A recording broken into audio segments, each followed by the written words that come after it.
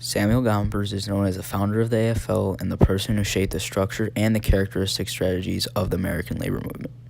Under his leadership, the AFL became the largest and most influential labor federation in the world. Samuel Gompers exemplified the theme of expressing freedom and democracy and American identity. His long-lasting legacy still goes on today through the AFL-CIO. Gompers started his labor career off in the Cigar Makers Union in the 1870s.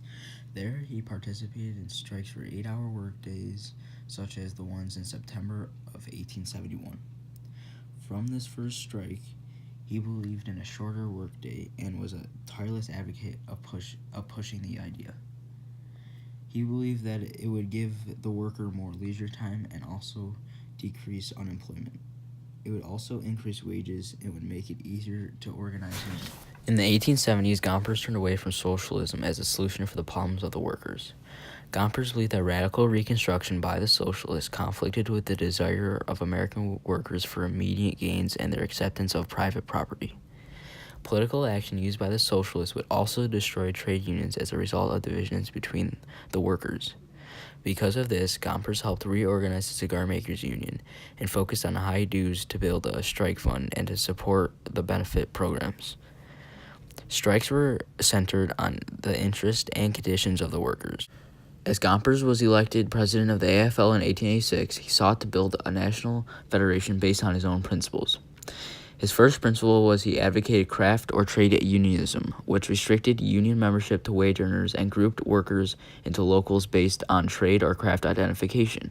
Second, Gompers believed in pure and simple unionism that focused primarily on economic rather than political reform as the best way of securing workers' rights. Gompers was hesitant with legislation reform because of bills such as the Sherman Antitrust Act, which clearly exclude trade unions from the projected prohibition on conspiracies and restraint of trade. Gompers and the AFL fought for the freedom to be a union and was protected by the Clean Act in 1914, which excluded labor unions from the antitrust laws.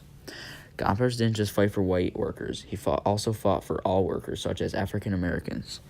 In 1888, a union of machinists in the South had a white-only charter, which Gompers fought against this union so that they would remove the white-only charter. He knew he would be criticized for this action, but did it anyways because he knew what was right. During World War I, Wilson appointed Gompers to the Council of National Defense, where he helped mobilize labor support for the war. In one of his speeches, he talks about labor is crucial for winning the war. Issue, labor has a further interest in the war. This war is a people's war, labor's war. The final outcome will be determined in the factories, the mills, the shops, the mines, the farms, the industries, and the transportation agencies of the various countries. Conventions of the AFL have different policies they talk about, such as education, child labor, and other working conditions. Thousands, the AFL is still fighting for rights and protecting its workers. It is doing this by providing housing for its low-income workers and also providing more union jobs and protecting the people from poverty and other social/economic problems. Cities such as Chicago, they have created thousands of union construction jobs and increased affordable housing for its workers.